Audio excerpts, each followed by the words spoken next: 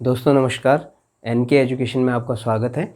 और आज दोस्तों मैं यहाँ से पर्यावरण की सीरीज़ शुरू कर रहा हूँ और इसमें जो हम डिस्कस करेंगे यहाँ पे पर्यावरण पारिस्थितिकी के बारे में, that means environmental ecology, right. तो इन्वायरमेंटल इकोलॉजी क्या है, इसके बारे में हम यहाँ पे बात करते हैं कि पारिस्थितिकी क्या होती है और पारिस्थितिक तंत्र किसे बोलते हैं। तो इसमें हम जो मेन पॉइंट्स जो हम डिस्कस करने वाले हैं वो क्या है, यहाँ पे देख लेते हैं। पारिस्थितिक तंत्र क्या होता है, ये जो हमारा मेन आज का जो टॉपिक है पारिस्थितिक तंत्र है। दूसरी बात, उसके अंदर जो सब हेडिंग्स हैं जिनको हम डिस्कस करने वाले हैं यहाँ पे, तो वो हेडिंग्स हैं पारिस्थितिकी, दैट मीन्स इकोलॉजी। सेकंड है कि ये पारिस्थितिकी जो विचारधारा है वो कहाँ से आई। देन उसके बाद हम जैवमंडल पे कुछ बातें करेंगे और इसके बाद मुख्य घटक क्या होंगे, जो पारिस्थितिक तंत्र है उसके मुख्य घटक, प्लस उससे कुछ संभावित प्रश्न, और एक नज़र हम डालेंगे कि विश्व पर्यावरण जो दिवस मनाया जाता है वो क्यों मनाया जाता है, दैट मीन्स। और ये जो विश्व पर्यावरण दिवस अभी तक मनाया गया है उसमें कम से कम एटलीस्ट हम ये जानें कि जो अभी की जो थीम थी इस साल की कितनी है, उनका क्या है और प्रीवियस ईयर में क्या थी, तो ये हमें पता होना चाहिए। तो चलिए शुरू करते हैं। सबसे पहली बात आती है कि पर्यावरण पारिस्थितिकी। आप जानते हैं कि जो पर्यावरण है, पर्यावरण दैट मीन्स यदि हिंदी में बोला जाए इसको तो परि एंड आवरण, राइट। परि मतलब चारों तरफ, आवरण मतलब एक चारों तरफ से जो घिरा हुआ होता है, दैट इज पर्यावरण, ठीक है, उसको हम पर्यावरण बोलते हैं। और ये जो बना हुआ है फ्रेंच वर्ड, राइट, ये फ्रेंच लैंग्वेज से आया है। और फ्रेंच वर्ड कौन सा है वो, इनवायरोनर। मैं यहाँ पे लिख देता हूँ इनवायरोनर, इससे ये बना हुआ है, राइट। तो ये जो हम पर्यावरण की हम बात करते हैं, इसमें देखिए हम जानते हैं कि पर्यावरण में जो मेन घटक होते हैं, मेन जो कंपोनेंट होते हैं, यदि हम कंपोनेंट की बात करें तो पर्यावरण हमारा बनता है मेनली दो तरह के घटक उसमें होते हैं। लेकिन यदि हम उसको देखा जाए तो हम एक मानव निर्मित बोल सकते हैं और एक प्राकृतिक बोल सकते हैं उसमें। तो मानव निर्मित, प्राकृतिक, ये मैं पर्यावरण की बात कर रहा हूँ, अभी पारिस्थितिक तंत्र की बात नहीं कर रहा हूँ जो मैं आपको पढ़ाने वाला हूँ यहाँ पे। अब बात आती है कि जो मानव निर्मित घटक होते हैं तो उसमें वो सभी चीज़ें आ जाती हैं जो जिसका ह्यूमन ने कंस्ट्रक्शन किया है, उसने बनाया है जिन चीज़ों को, उसमें इमारतें, जो बिल्डिंग्स हैं, अदर्स जो भी चीज़ें जो मैन मेड है वो मानव निर्मित हो जाएंगे। प्राकृतिक, आप जानते हैं कि जो प्राकृतिक जो प्रकृति से बने हुए हैं। और यदि मैं प्राकृतिक को भी, यदि नेचुरल जो उसका घटक है उसको भी डिवाइड करूं तो दो तरह के मैंने आपको प्रीवियस वीडियो में बताए हैं कि बायोटिक, दैट मीन्स जैविक, जिन पे जीवन है, और एबायोटिक कंपोनेंट यहाँ पे होते हैं, राइट।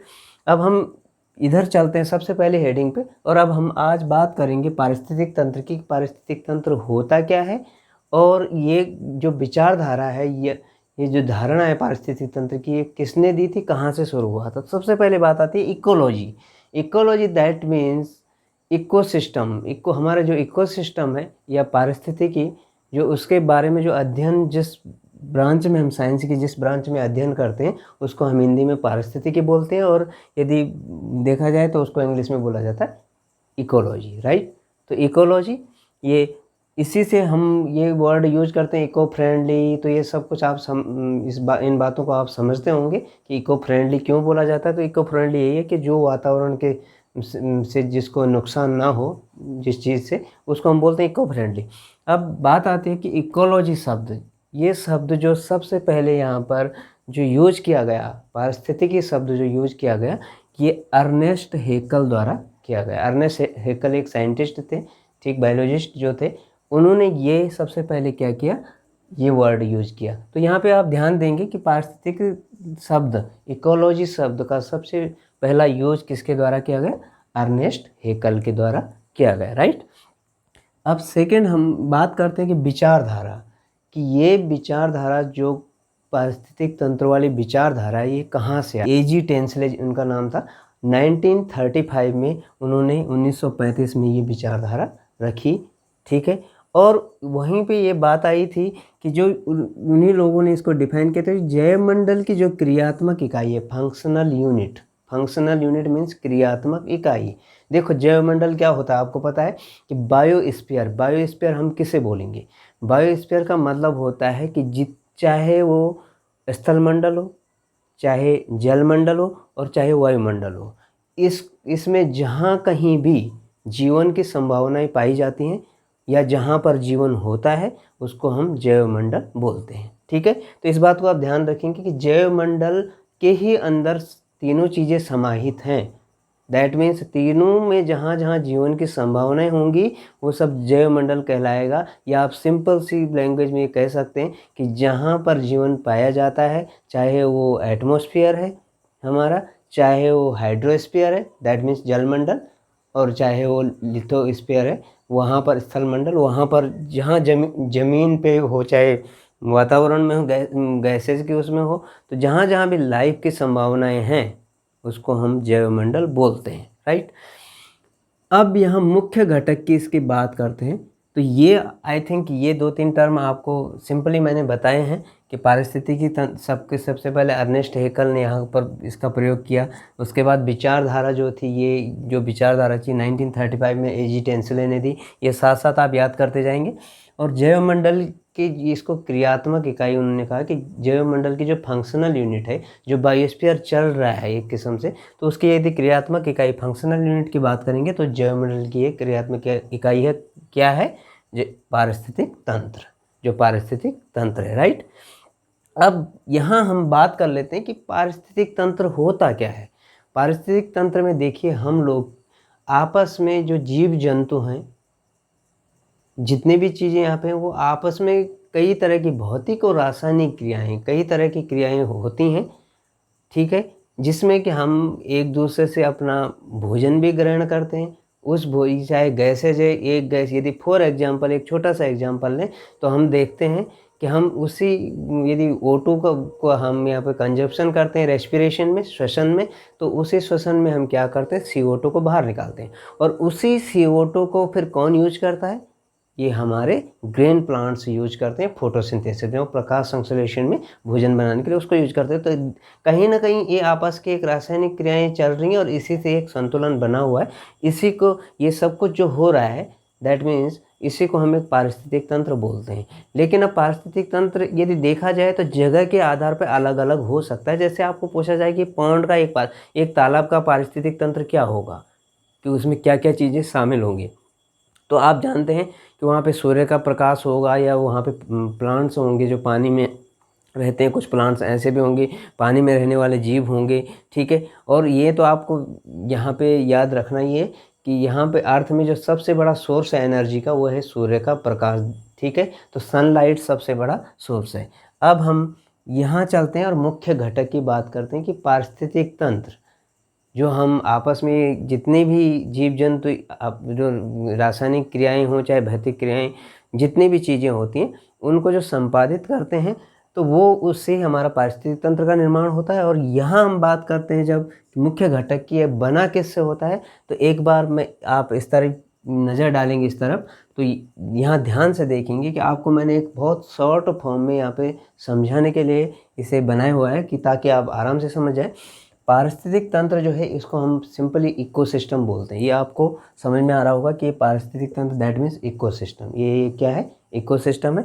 तो आप थोड़ा जो हिंदी अभ्यर्थी हैं, हिंदी पे ज़्यादा जो जिनको समझ में आता है, तो वो ज़रा थोड़ा ये ध्यान भी दें कि इनके साथ साथ थोड़ा उनके इंग्लिश टर्मिनोलॉजी को भी याद रखें, क्योंकि ये हमेशा एग्जाम में ऐसे होता है कि कई बार इंग्लिश की टर्मिनोलॉजी हिंदी की फॉर्म में वहाँ पे लिख दी जाती है और वहाँ पे प्रॉब्लम आ जाती है समझने में। तो इसको ध्यान रखेंगे थोड़ा। पारिस्थितिक तंत्र, अब सिंपली हम इसको डिवाइड करते हैं कि एक पारिस्थितिक तंत्र को हम डिवाइड कैसे करेंगे। तो पारिस्थितिक तंत्र को डिवाइड करने के लिए हमने बेसिकली इसको 2 पार्ट में बांटा है, बायोटिक एंड एबायोटिक।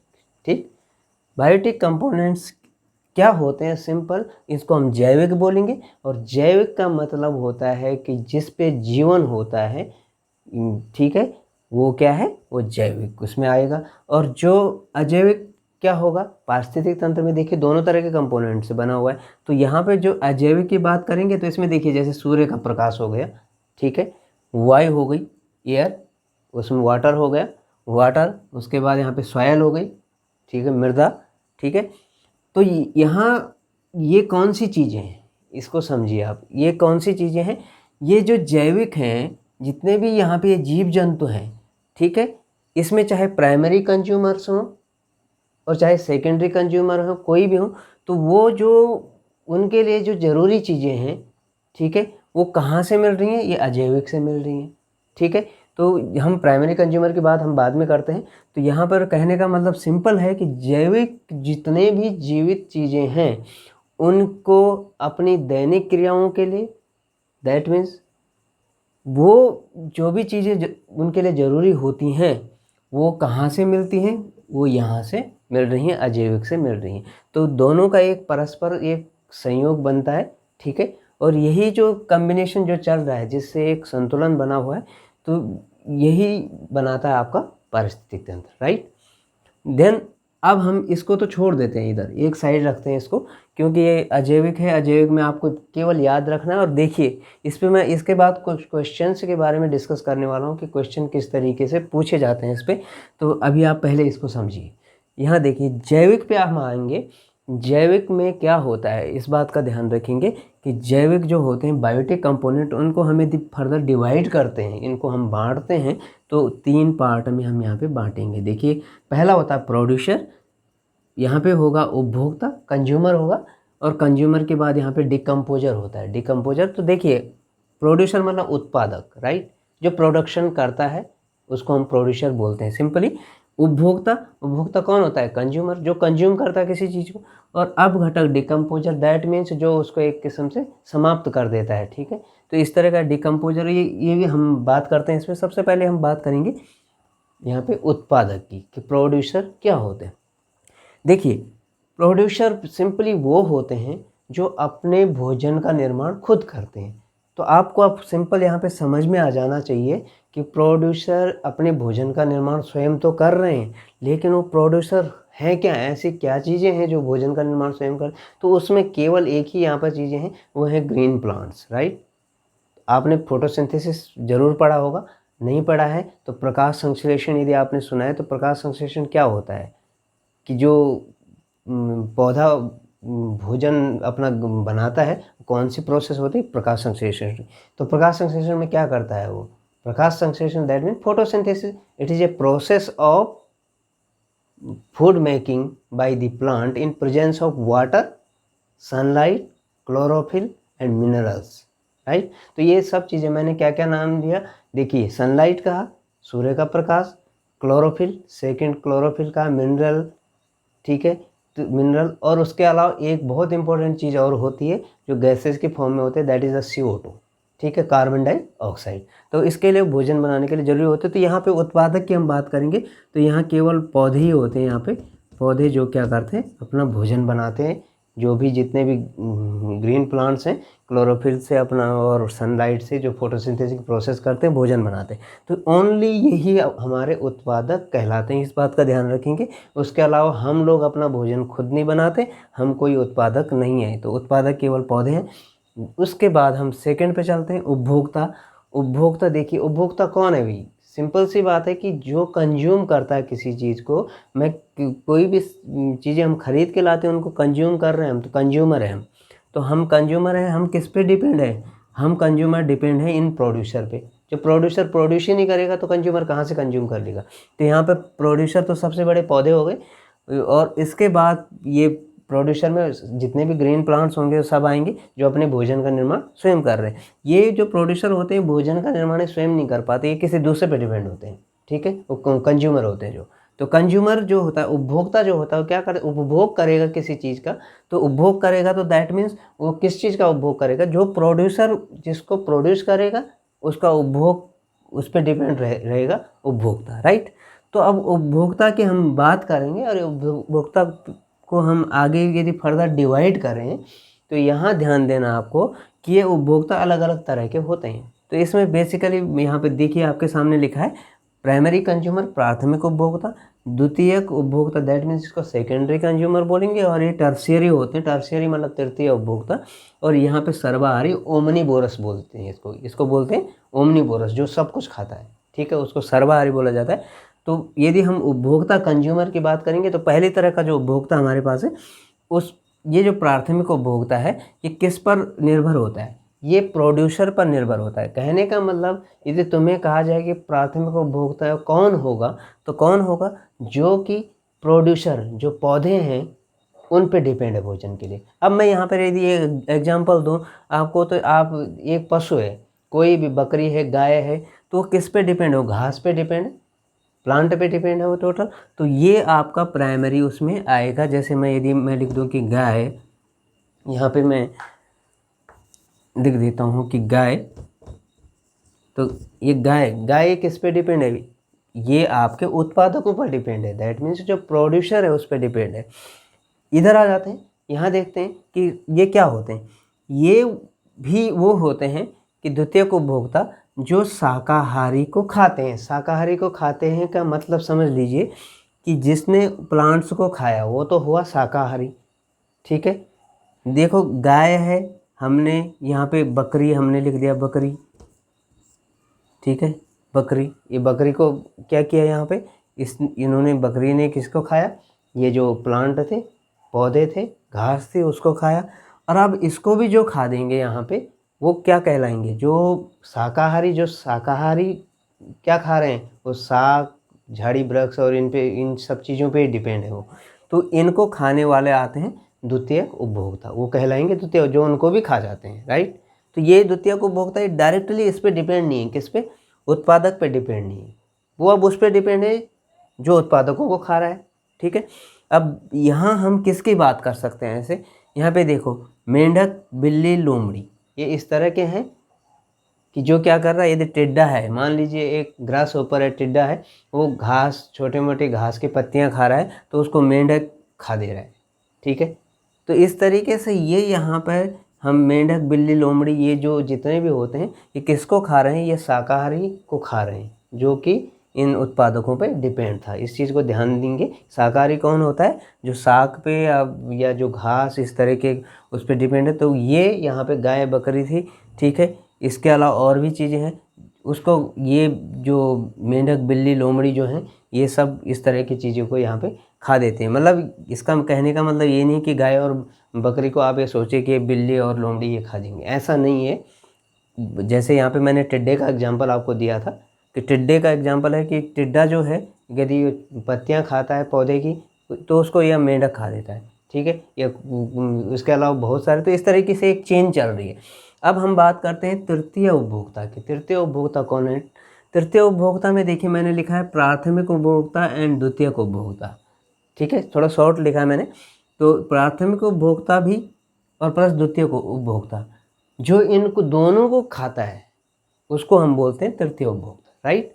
अब कैसे, इस चीज़ को ध्यान दें कि यहाँ हम देखते हैं कि एक एग्जांपल है कि जैसे शेर है, शेर जो है हिरन को भी खा देता है। तो हिरन कौन हुआ, हिरन प्राथमिक उपभोक्ता हुआ, क्योंकि हिरन क्या खा रहा है, घास खा रहा है, राइट। हिरन कोई किसी जानवर को मार के तो नहीं खा रहा है, तो हिरन घास खा रहा है, तो ये प्राथमिक उपभोक्ता में आ जाएगा, जो उत्पादकों पे खा रहा है, ठीक है। लेकिन यदि हम फिर लोमड़ी देखें, तो लोमड़ी किसी और चीज़ के शिकार को खा देती, किसी जानवर को खा देती, तो द्वितीयक उपभोक्ता है। तो लेकिन अब शेर की जहाँ तक बात आती है, तो शेर तृतीय उपभोक्ता कैसे हुआ, ये प्राथमिक को भी खा दे रहा है और द्वितीयक को भी खा दे रहा है। इस बात को आप समझेंगे यहाँ पे कि ये दोनों तरह, इसीलिए मैंने हिरन फर्स्ट लिखा है, सेकंड, फर्स्ट दैट मीन्स प्राथमिक उपभोक्ता, और यहाँ पे लिखा है लोमड़ी, ये सेकंड, ये द्वितीयक उपभोक्ता है। तो इसलिए ये दोनों को यहाँ पे जो लॉयन है वो दोनों को खा दे रहा है। तो ये भोजन पे डिपेंड, जो भोजन के लिए डिपेंड है वो इन पे है, तो इसको हम बोलेंगे ये जो शेर है ये तृतीय श्रेणी का उपभोक्ता है, that is the tertiary consumer, right. यहाँ हम बात करेंगे सर्वाहारी। सर्वाहारी को हम बोलते हैं ओमनीबोरस। ओमनीबोरस, ओमनीबोरस में आप देखो, ओमनीबोरस कौन से होते हैं, जो उत्पादकों को खाते हैं, इनको तो खाते हैं, जो साग भाजी जो भी है जैसे मनुष्य, और प्लस प्राथमिक उपभोक्ता भी खा देते हैं। उसके अलावा देखो प्राथमिक उपभोक्ता में भी जो चीज़ें आती हैं ना, ये देखिए गाय, बकरी हैं, तो ये प्राथमिक उपभोक्ता जो है उनको भी बकरी को जैसे, ठीक है, ये सब चीज़ें इनको खा देते हैं। तो यहाँ पे उत्पादक और प्राथमिक उपभोक्ता दोनों को ये खा देते हैं, तो इसको हम सर्वाहारी में गिनेंगे या सर्वाहारी के अंदर रखेंगे इन चीज़ों को जो सब कुछ खाते हैं, तो सर्वाहारी को बोलते हैं ओमनीवोरस। अब हम एक बार यहाँ से थोड़ा सा दोबारा से इसको रिकॉल करते हैं कि हमने क्या पढ़ा यहाँ पे। हमने सबसे पहले ये पढ़ा था, ये 3 पॉइंट थे कि अर्नेस्ट हेक्सल ने सबसे पहले इकोलॉजी वर्ड का यूज किया, एजी टेंस लेके ये विचारधारा थी सब। तो ये विचारधारा किसकी थी, तो यहाँ पे आपको कंफ्यूज नहीं होना, इस पे क्वेश्चन पूछा जाता है। क्वेश्चन ये पूछा जाता है कि विचारधारा किसकी थी, और ये हो सकता है कि इकोलॉजी शब्द का प्रयोग सबसे पहले किसने किया, तो इन दोनों में कंफ्यूज नहीं होना आपको। दूसरा, जैवमंडल की क्रियात्मक इकाई किसको बोला जाता है, तो पारिस्थितिक तंत्र को बोला जाता है, ये चीज़ ध्यान रखना। इसके बाद मुख्य घटक, मुख्य घटक में आपको ये मैंने 2 तरह के घटक बताए थे।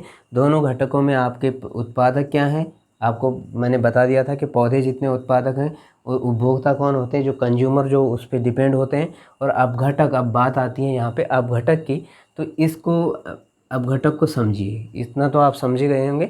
ये प्राथमिक उपभोक्ता, द्वितीय, तृतीय, ये सब आप आई थिंक समझ गए होंगे कि क्या होते हैं। अपघटक कौन होते हैं, देखिए अब ऐसे अपघटक को हम एक किस्म से ये कह सकते हैं कि ये जो प्रकृति में जो है ना, सफाई में इनका बड़ा रोल होता है। सफाई में दैट मीन्स यदि मृत कार्बनिक पदार्थ, कोई जानवर मर जाता है, और वैसे कोई जानवर मरने के बाद आप देखते हैं कि जैसे गिद्ध या कोई अदर जो पक्षी होते हैं उसको खाते हैं, लेकिन यहाँ पर फिर भी उसके कुछ अवशेष रह जाते हैं। अब वो कहाँ जाते हैं, उनको डिकम्पोज करने का काम, उनको सड़ाने का काम, सड़ाकर जो ख़त्म कर देते हैं, जिसको हम बोलते हैं कि ये सड़ गया है, तो वो सब चीज़ें कौन करता है, वो डिकम्पोज करने का काम करते हैं, डिकम्पोजर। और इनको बोलते हैं अपघटक या अपघटनकर्ता भी बोलते हैं इनको। तो ये क्या करते हैं, उसको डिकम्पोज कर देते हैं। इतना आपको समझ में आ गया होगा। थोड़ा सा नज़र डालते हैं अब, यह इधर देखते हैं कि विश्व पर्यावरण दिवस, एक थोड़ा सा मैंने सोचा कि यहाँ पे आपको इसकी याद दिला दी जाए कि हम पर्यावरण की बात कर रहे हैं, तो इसमें विश्व पर्यावरण दिवस, इस पर क्वेश्चन पूछा जाता है। तो देखिए, विश्व पर्यावरण दिवस पे मैं थोड़ा सा डिस्कस करना चाहूँगा कि 5 और 6 जून, सबसे पहले ये इसकी शुरुआत कब हुई थी, तो 5 और 6 जून जो 1972 को स्टॉकहोम स्वीडन में एक समिट हुआ था। कहाँ हुआ था, स्टॉकहोम स्वीडन में है। तो इसमें 1972 में हुआ था, और उसमें ये सबसे पहले डिसाइड किया गया कि पर्यावरण जो दिवस मनाने की घोषणा हुई थी वो 1972 में हुई थी। इस बात को याद रखें कि घोषणा कब हुई थी। आपको ये क्वेश्चन पूछा जाएगा कि घोषणा कब हुई थी, तो 1972 में हुई थी। लेकिन यहाँ ध्यान देंगे कि ये मनाया कब से गया, तो फर्स्ट जो पर्यावरण दिवस था वो बनाया गया 5 जून 1974 को। 5 जून 1974 दैट मीन्स 5 जून 1974 को मनाया गया। 72 में इसकी घोषणा हो गई थी, और यहाँ पे 74 में इसको मनाया गया। इस चीज़ को आप समझ गए होंगे कि फर्स्ट इन्वायरमेंट डे कब मनाया गया था, तो ये आपके सामने डेट है, इसको आप नोट कर सकते हैं। और इसकी घोषणा कब हुई थी, यहाँ इसमें कन्फ्यूज नहीं होना आप, 1972 में घोषणा हो गई थी। अब यदि मैंने आपको प्रीवियस वीडियो में बताया था कि यदि इंडिया की बात करें, तो ये इंडिया में ये जो शुरुआत हुई थी, ये मेन शुरुआत इसकी हुई थी कि जो यहाँ पर पर्यावरण संरक्षण अधिनियम 86 का था, 1986 का जो पर्यावरण संरक्षण अधिनियम था, उसके तहत ये जो इन्वायरमेंट डे वाली जो यहाँ पे इन्वायरमेंट संरक्षण के लिए या जो पर्यावरण संरक्षण के लिए जो बातें की गई वो वहाँ से लागू हुई थी। और इसी समिट की जितनी पॉलिसी थी, जो स्टॉकहोम में समिट हुई थी, इसकी पॉलिसी को यहाँ पे इंडिया में पर्यावरण संरक्षण अधिनियम 1986 के तहत लागू किया गया था। यहाँ देखते हैं हम कि अब एक क्वेश्चन यहाँ पर और आ सकता है, ये मैं संभावित जो प्रश्न है उसके बारे में थोड़ा बात करूँ। जब भी आप एग्ज़ाम देने जाएं तो यहाँ पर एक बहुत बड़ी सी एक दुविधा होती है कि देखिए, आज का सिंपल क्वेश्चन जो होता है वो कम पूछे जाते हैं। आपको पता है कि जो क्वेश्चन पेपर सेट करने वाला होता है वो भी स्मार्ट होता है, वो इस तरीके से क्वेश्चन को घुमा के देता है कि कुछ ना कुछ और नई चीज़ उसमें निकालेगा।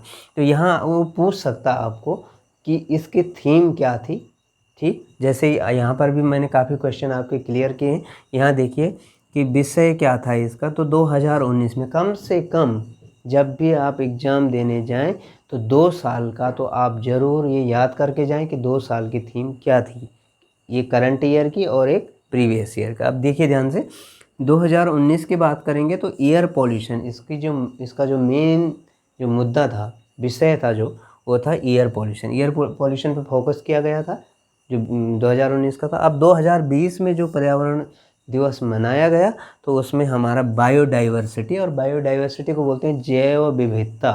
तो जैव विविधता उसका मेन थीम था। बायोडाइवर्सिटी क्या होती है इसको आपको मैं कभी वीडियो बना के नेक्स्ट वीडियो में कभी बताऊंगा, लेकिन वैसे मैं बता देता हूँ कि शॉर्टली कि जैव विविधता क्या होती है। देखिए किसी भी एक पर्टिकुलर क्षेत्र में कितने तरह के जीव वहाँ पे रहते हैं, ठीक है, इसी से वहाँ का जैव विविधता का आकलन। यदि मैं इंडिया की बात करूँ तो इंडिया में जो पश्चिमी घाट है, जो केरला की साइड में, तमिलनाडु की साइड में पड़ता है पश्चिमी घाट, तो वहाँ पे जो एरिया है वो यहाँ का हॉट स्पॉट है। हॉट स्पॉट वही एरिया होता है जहाँ पर बायोडाइवर्सिटी सबसे ज़्यादा पाई जाती है। और ये क्वेश्चन आपका ज़रूर बहुत पूछा जा सकता है, और कई सारे एग्जाम में पूछा भी गया है कि बायोडाइवर्सिटी के मेन एरिया कौन से हैं इंडिया में। तो एक आपका पश्चिमी घाट होता है, और एक यहाँ पे मेघालय की जो वहाँ पे पहाड़ियाँ हैं वहाँ पे बायोडाइवर्सिटी ज़्यादा पाई जाती हैं। तो गारो खासी करके वहाँ पर वो इस तरह की पहाड़ियों के नाम हैं। तो उन पहाड़ियों पे बायोडाइवर्सिटी सबसे ज़्यादा होती है। वैसे वेस्टर्न घाट मैंने आपको बता दिया कि एक हॉट स्पॉट है इंडिया का, ठीक है। तो हॉट स्पॉट का मेन रोल होता है इसमें, देखिए। और ये बाकी बातें मैंने आपको आज के यहाँ पर इतनी मैंने बताई, तो आई थिंक, मुझे उम्मीद है कि आप लोग इसको समझ गए होंगे। और मैंने आपको पहले भी कह दिया है कि जब भी आप पढ़ते हैं, किसी कंपटीशन के लिए तैयारी कर रहे हैं, तो नोट्स बनाने की आदत डालिए। नोट्स आपके हर जगह काम आने वाले हैं, क्योंकि ये मैं अभी आपके सामने बोल रहा हूँ, हो सकता है आप कुछ देर बाद फिर भूल जाएं, तो आप इसके नोट्स ज़रूर बनाएं। और ये जो जितना भी वर्क है, मैं इसके लिए पूरा एनालिसिस करके आपके सामने तब मैं ये पूरा रखता हूँ। ऐसे ही उसके लिए हम, ऐसा नहीं है कि कुछ भी उठाया और कर दिया। उसके लिए मैं चाहता हूँ कि जो मैं आपको, जो भी मटेरियल है, जो जिस तरह की मैं टीचिंग प्रोवाइड करूँ, उसमें एक क्वालिटी हो और उससे कुछ ना कुछ आप लोग सीखें। तो आज के लिए मैं यहीं पे इसको, क्लास को फिनिश करता हूँ। नेक्स्ट वीडियो में हम फिर और हाँ दोस्तों, यदि आपको ये वीडियो पसंद आती है तो ज़रूर आप इसको लाइक, शेयर, कमेंट और सब्सक्राइब करें, और साथ में बेल आइकन को प्रेस कर दें ताकि आपको रिसेंट अपडेट समय पे मिलती रहे। Thank you.